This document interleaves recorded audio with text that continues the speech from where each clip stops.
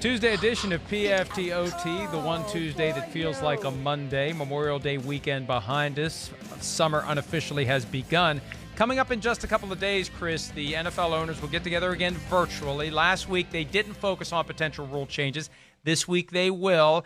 And one of the proposals that is gaining momentum, the alternative to the onside kick, because the kickoff formation, as revised by the NFL for safety reasons, has made it harder for teams to recover an onside kick. They are suggesting the possibility of twice per game, a team choosing to use a 4th and 15 play from their own 25 as an alternative to the onside kick. If you convert, you keep possession. If you fail, the other team, the team that would be the receiving team, takes possession at the spot where your drive ended.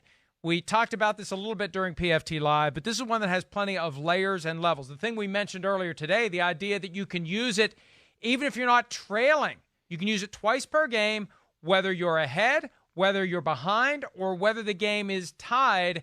I don't like the possibility, as we mentioned during the show, of a mastermind like Bill Belichick who goes up by 4 points with 2 seconds left to play.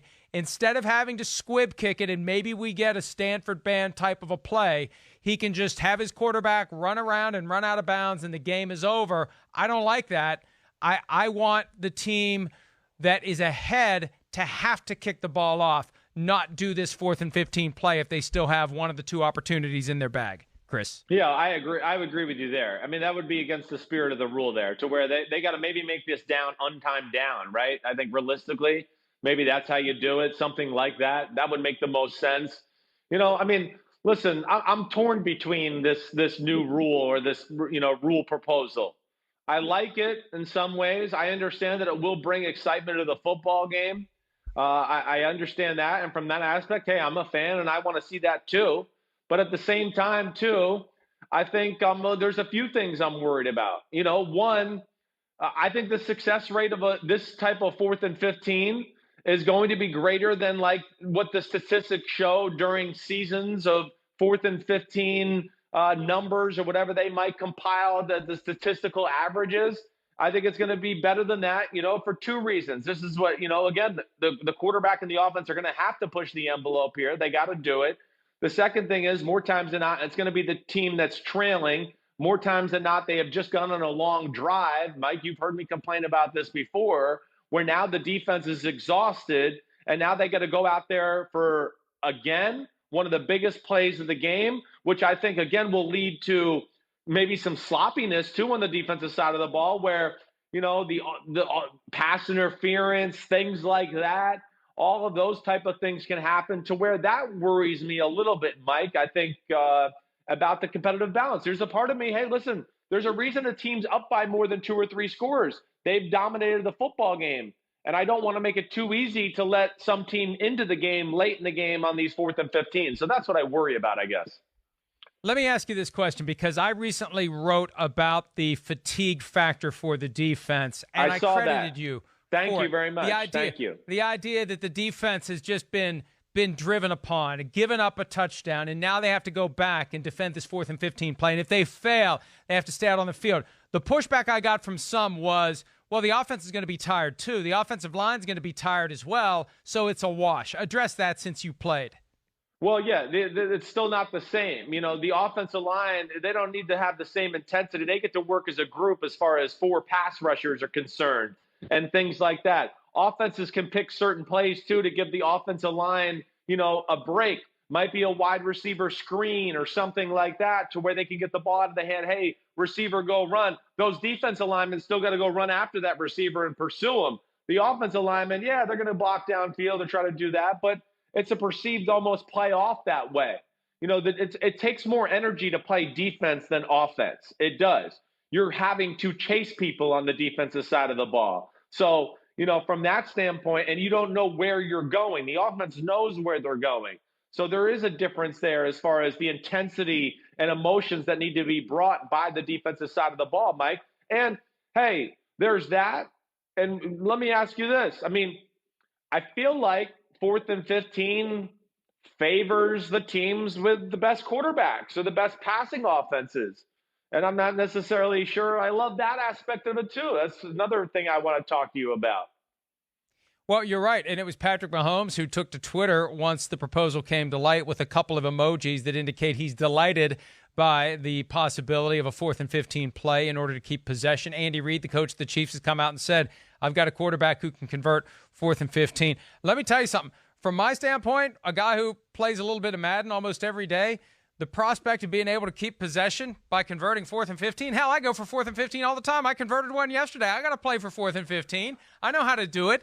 I mean, my goodness, it really does invite the risk-taking by the teams that, number one, have a coach who is wired to think that way, but number two, you have a quarterback you feel good about, and you have a play that you've designed specifically for 4th and 15. You know how teams have a goal line package? And, you know, at times, like one of the reasons why teams aren't successful on 4th and long, you don't practice 4th and long. You don't have a lot of 4th and long plays. Well, you know what? Now, you know, I'm glad we're talking about this because I've kind of tripped over something here. Now you are going to have 4th and 15 plays, which is going to make it easier to convert 4th and 15. That's what I was saying. 15 onside alternative. Right. That's why I was saying at the start of the segment, I think statistically, if we start to go down, that we're going to see more conversions than what the numbers would lead us to believe maybe for the last 20 years and 4th and 15 plus type. Because you're right, teams are going to take more time to practice it now. They're going to develop more plays. The other thing I get concerned about too, Mike, is, you know, a quarterback throwing into quadruple coverage, right? It's a horrible decision. He threw a jump ball, pass interference on the defense. What are you talking about? He just threw the ball into, I worry about that. And, you know, another thing too, Mike, to what you kind of just brought up, you know, okay, yeah, Patrick Mahomes and the Chiefs, they're built to do that and certainly have an advantage. You know, I don't know. Is that as fair to the Baltimore Ravens? I'm sorry, that's my dog back there. But is that fair to do the Baltimore Ravens? Like, to me, if you're going to have a 4th and 15, maybe they should have some sort of scenario where it's 4th and 2 and you have to run the football, right? To where, like, no, you have to run it. Maybe the teams like the 49ers or the Ravens, they might go, hey, I'm more in favor of that than the 4th and 15 trying to throw with Jimmy Garoppolo or an offense in Baltimore that doesn't have a ton of receivers that I trust, and we're not built like that. I'm just throwing it out there. What do you think? Well, you know what? I kind of like this now. How about this? And we're just this was not planned. We're just kind of riffing here. What if the team that would be kicking off and would be using the onside kick says we want to do the onside kick alternative, and then the defense chooses whether it's 4th and 15 or whether it's 4th and 2, and you have and to run it, right?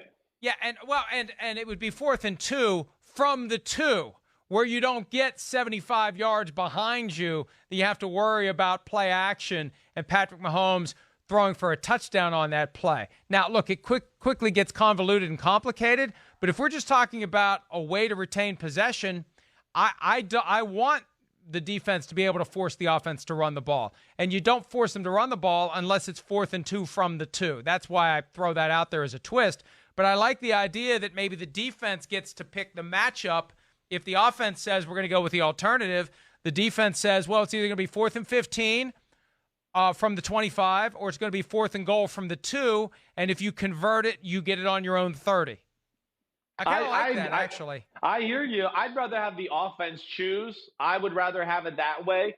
And then even if it was 4th and 2, Mike, you can still do it the normal spot. You're not allowed to play action pass. It has to be a true running play. Not even like the old like shovel pass or anything like that. Nothing would be legal. But to me, you know, I think if you ask like Lamar Jackson and the Baltimore Ravens with their tight ends and their misdirection run game, they might feel more comfortable about, hey, it's 4th and 2, we're running the ball defense, and that's the way it is, rather than 4th and 15, hey, we're throwing the ball. They're a team that's built to run it. You know, that's why I just says it favors Kansas City. They have all the tools and everything to make the 4th and 15 happen a lot better than some other teams. And to me, you know, it's a little bit of a unfair advantage, I guess, because you don't build your team upon those premises. Now, right now, it just happens to be the best team in football does have those premises, but that's rare. That we don't always see that happen. And I don't know. It's just an interesting angle to me, at least. So just to summarize this, because I like the idea, and I was thinking of it from the standpoint of the defense getting to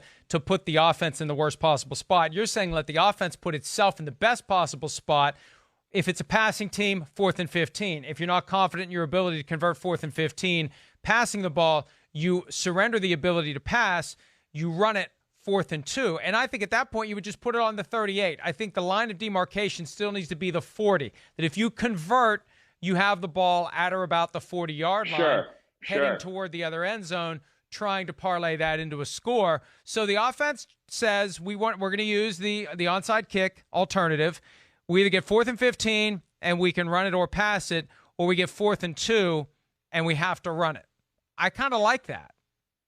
I think it's, to me, it's a little more fair to the teams that are building themselves on, hey, we want to run the football and play defense or do that and play that style of football. Or, even for the scenario, let's just say, you're an average team in football and your starting quarterback got hurt during the game. And now you're going, man, 4th and 15, we can't convert that. Not with this backup quarterback. And, oh, man, our receiver's out for the game.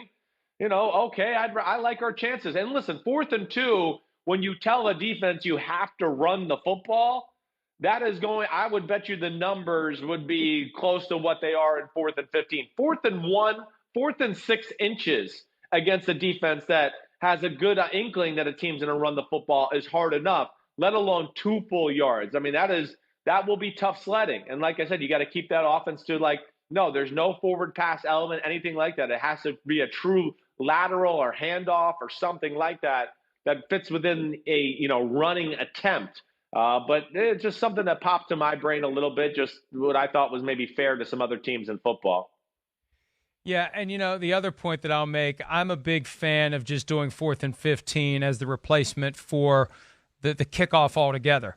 Because out of that play, you can put your punt team on the field and you surrender possession that way. You punt it. Now, I know they still have separate safety concerns about the punt play, but not the same level they have about the kickoff play.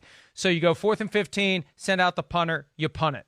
You run a fake punt, which becomes the simulation of the surprise onside kick, right? You can run a fake punt out of punt formation on 4th and 15. You keep possession. It's just like recovering the onside kick that no one expects. The beginning of the third quarter of Super Bowl 44 is the best example of that. You can put your offense out on the field and go for it, or you can put your quarterback out there in shotgun formation and he can pooch punt it like we've seen guys like Ben Roethlisberger and Randall Cunningham do. So I like that as the overall replacement for the kickoff. There's been talk about that. The commissioner first raised it back in 2012. It was a Greg Schiano idea that was a result of the Eric LeGrand tragedy at Rutgers. And I feel like I feel like this is a step toward possibly having that happen, Chris. Yeah, I hear you. I mean, there's got to be something done. You're right. I mean, again, we did see some success with these onside kicks towards the end of the year, but I think it's too few and far between. I don't know if anybody who's realistically watches football can sit there and go, ooh, I think the offense can get a little more consistent in recovering these onside kicks or whatever it may be. I think the ones we saw that were successful at the end of the year, there's a little bit of, luck, a fortuitous bounce. I do think the kickers figured it out. But again, I understand it wanting to be changed. I do. I think I'd want to give it one more year, Mike, of the way it is before we did this, just because I really feel like the kickers got an idea of how they wanted to kick the ball with this new formula, not till like halfway point of the season. So there's a part of me that just would like to see it go one more year. But if it did the 4th and 15, I'm not going to hate it. I just got some questions about it. But if it's going to come down to some combination of skill and luck, I'd rather the skill and luck be normal football play, not can the kicker devise some funky way to make the ball bounce into the air, and do you get lucky when it careens off of Richard Rodgers' shoulder pads or something like that. I'd rather that all play out in the confines of a traditional scrimmage play. But, it feels like something is moving in that direction, and they need to have a more effective way to let the team that is trailing be relevant, keep the game interesting. I mentioned this on Friday when we discussed it with Big Cat, Chris, the idea that Roger Goodell said several years ago when he was asked, who does he root for? He said the team that's behind. Right. because they want the game to be exciting and they want the team that's trailing to have a chance to come back and tie the game and win it. And I think they're on the right track. I say get rid of that option if you're leading. I don't like it there.